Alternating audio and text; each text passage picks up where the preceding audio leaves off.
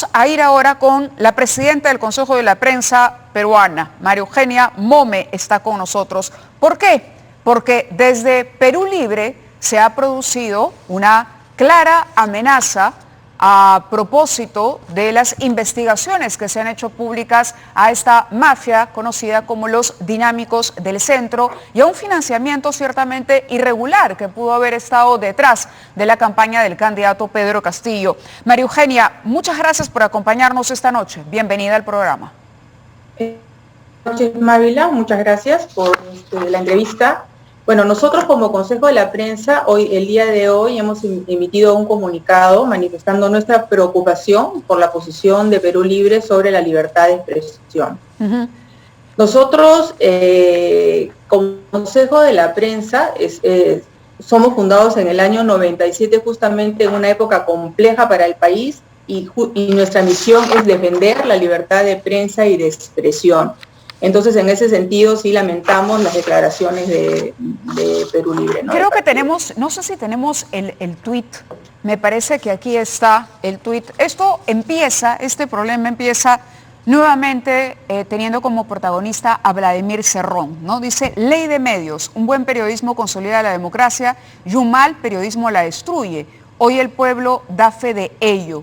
Pero el problema es quién califica como bueno o malo al periodismo.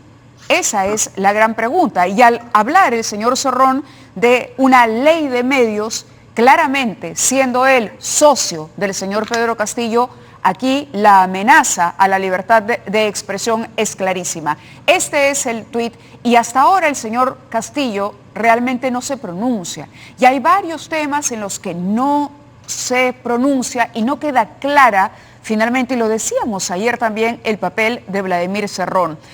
Esto es lo que puso Vladimir Cerrón respecto a otro tuit de Anaí Durán que decía, lamentable el sesgo informativo de los programas políticos con total impunidad, los canales usan el espectro radiofónico de todos los peruanos.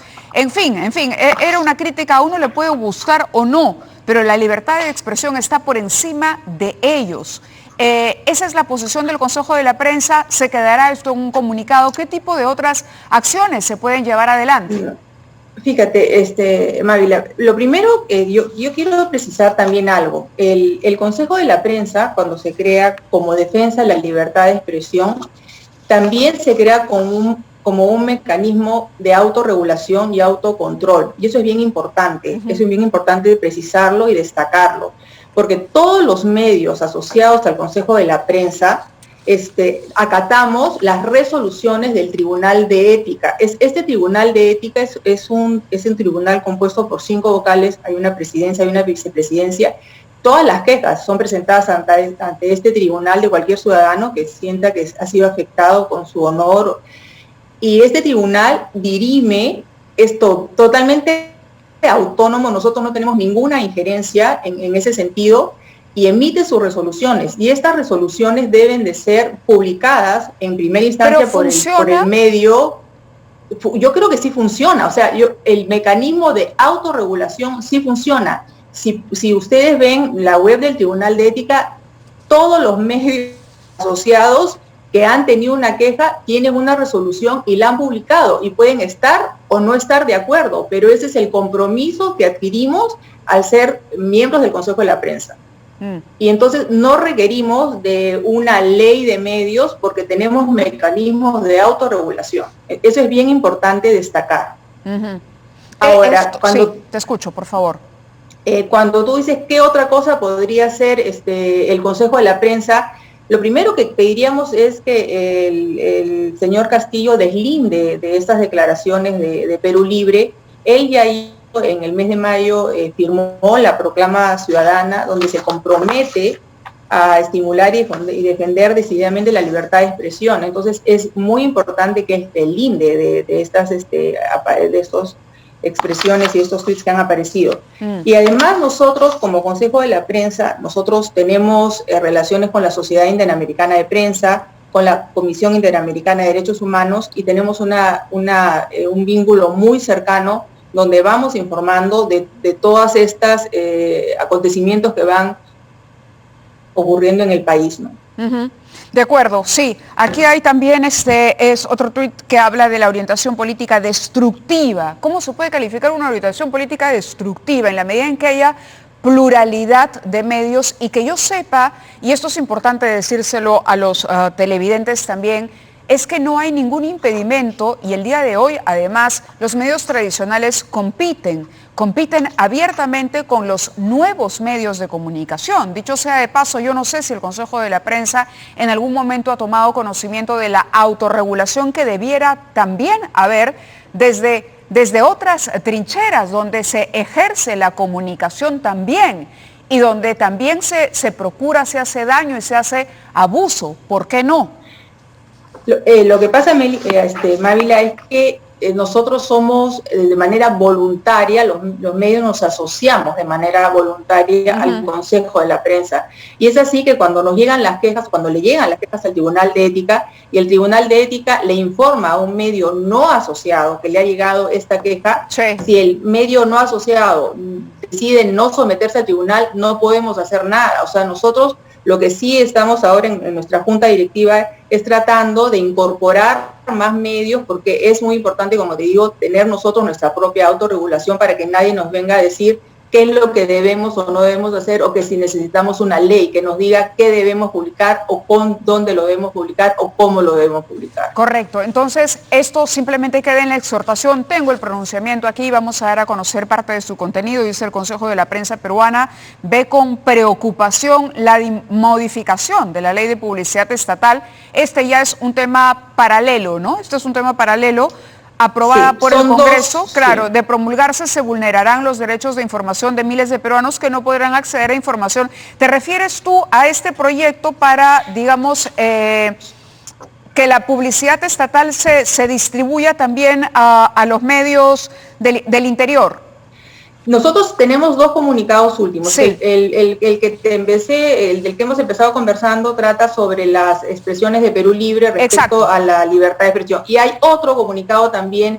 Nosotros desde hace años, desde el Consejo de la Prensa, insistimos en que se nos escuche en las comisiones del Congreso, porque sí creemos que los recursos del Estado deben de ser invertidos de manera eficiente y transparente. En eso no nos oponemos, pero no, o sea, estas leyes no nos dan esos indicadores objetivos de por qué la publicidad debe o no debe estar invertida en tal medio.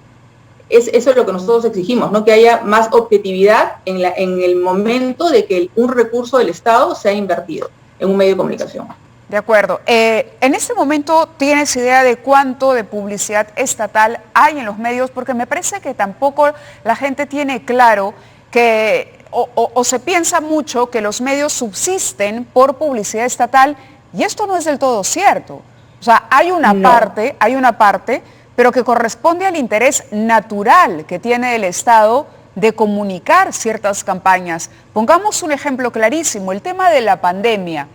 Lamentablemente, el Estado no tiene todos los mecanismos para llegar y es importante por ello que pueda ejercer el derecho que tiene de contratar espacio para la divulgación de campañas. Pero la gente tiene la idea de que los canales, las radios, los periódicos viven de publicidad estatal y básicamente no es así. Aquí hay una competencia por ganar sintonía, precisamente porque la sintonía y la credibilidad de un medio es el sostén bajo el cual, o el criterio principal por el cual se toma o se contrata un espacio en un canal o en el otro. Bueno, como primer punto, Mávila, es importante destacar que en los medios de comunicación la publicidad estatal, yo te diría que no llega ni al 5 ni al 10% de los ingresos totales de un medio de comunicación. Entonces muchas veces creen que con una ley de ese tipo es como pararle la línea de flotación de un medio, y no es, o sea, no es así. Y la ley Mulder, que felizmente fue derogada por el TC, perjudicó muchísimo a los medios pequeños. Entonces, yo creo que hay que tener un mejor criterio para definir esta regulación, como te digo, de la inversión del Estado, ¿no? ¿Y cómo hacer eso? ¿Cómo hacerlo mejor y más transparente? Fíjate, yo creo que todos los medios de comunicación tenemos nuestros indicadores de cobertura, de lectoría, de rating, de a qué público objetivo estás dirigido. Entonces, eso es muy fácil de distinguir, qué mensaje quieres dar, a qué población quieres llegar y qué medio es el que mejor llega. Entonces, eso no es difícil de definir. Y esos son los criterios que nosotros le pedimos a las comisiones del Congreso que utilicen, porque tú no puedes decir, porque eres un medio regional, tienes el 50% de la publicidad y de repente no eres el público objetivo al que puedo llegar, no tienes la cobertura. Pongamos un ejemplo práctico, por ejemplo, claro, pongamos un ejemplo práctico, es normal, natural, si vamos a hacer una campaña para la buena utilización de la mascarilla, por ejemplo, ¿no? Es completamente diferente a si vamos a hacer una campaña focalizada en determinado grupo poblacional, de pronto ubicado en una zona geográfica del país, para explicarlo, campañas diferenciadas. Hoy, por ejemplo, en un proceso de vacunación, uno tendría que hacer una campaña diferenciada por cada región, ¿no? En cada región habrá centros de vacunación distintos, ubicados, o habrá, no sé, me imagino que obedece a una lógica natural de la campaña misma y de lo que se quiere transmitir. O estás dirigido a una edad desde 60 o una edad de 30, entonces ahí a qué público te quieres dirigir, tienes que elegir el medio adecuado. Claro. Eso es lo que se pide, o sea, tener criterios técnicos a la hora de que el Estado debe decidir en dónde coloca su publicidad. Y que sea un manejo transparente, que sea un manejo eficiente, o sea, los recursos del Estado que se manejen de una manera eficiente.